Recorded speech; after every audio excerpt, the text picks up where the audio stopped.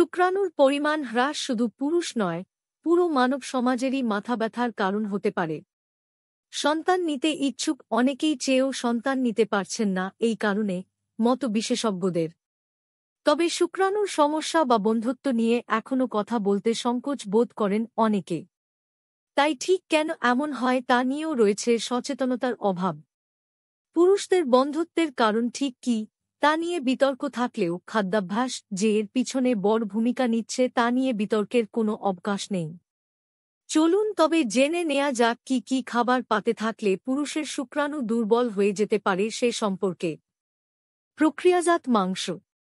প্রক্রিয়াজাত মাংস শুক্রাণুর পরিমাণ হ্রাসের অন্যতম প্রধান কারণ।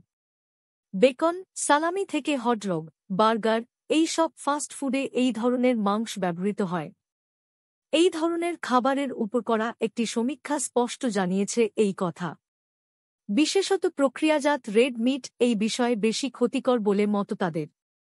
মুরগির মাংসে অবশ্য এরকম কোনো ফল দেখা যায়নি। তবে ঠিক কী কারণে এমন ঘটনা ঘটে তা নিয়ে নিশ্চিত নন গবেষকরা। অতিরিক্ত ফ্যাট সমৃদ্ধ দুধ।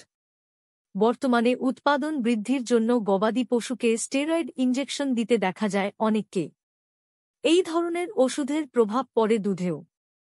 ওষুধ দেওয়া গবাদি পশুর দুধে স্নেহজাতীয় পদার্থ বা ফ্যাট থাকে অনেক বেশি। সম্প্রতি 18 থেকে 22 বছর বয়সী যুবকদের উপর করা একটি সমীক্ষা বলছে, এই ধরনের দুধ ও দুগ্ধজাত খাদ্য খেলে শুক্রাণুর চলাচল, গতি ও আকৃতিতে নেতিবাচক প্রভাব পড়ে। তাই দুধ কেনার আগে এই বিষয়টি ভাল করে জেনে নেওয়া উচিত। রাসায়নিক সার ও কীটনাশক। শুধু খাদ্য নয়, বর্তমানে উৎপাদন বৃদ্ধি ও খাদ্য সংরক্ষণের জন্য যে ধরনের রাসায়নিক ব্যবহৃত হয় সেগুলো শুক্রাণুর সমস্যার জন্য মারাত্মকভাবে দায়ী। সার ও কীটনাশকের প্রভাব হতে পারে মারাত্মক।